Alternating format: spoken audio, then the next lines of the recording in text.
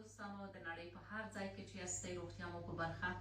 طالبانو وروڼو له ګاونډي دښمن څخه د هېواد د دفاع په خاطر د هېواد ټولې مخپټې او زما په شان مخلوصې افغان مېرمنې له تاسو سره اوږه په اوږه ولاړې دي. البته زه افغان مېرمنې یادوم، هغه نانځکې نه یادوم چې د هېواد د دښمنانو ډول ته نڅا کوي او نڅېږي.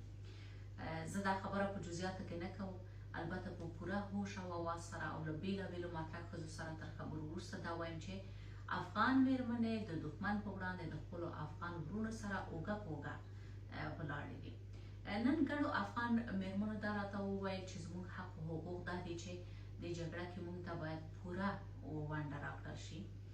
که څه هم طالبان د پاکستان علاج کولی شي، خو که خدای مه کړه نارینه کم شول او د نارینه‌و د کمښت سره مخامخ شو، نو میلیونونه افغان مېرمنې د افغانستان د دفاع لپاره چمتو دي. ویاړم د وطن په شا زلمیو. تل دې وي افغانستان، ژوندی دې وي افغانستان، او همیشه دې زموږ ګران هېواد افغانستان د شریر او منافق ګاونډي پاکستان څخه دې په امان کې وي. ژوند تر بلې لنډې ویډیو تاسو ټول په خدای سپارم. شاد او آباد اوسئ.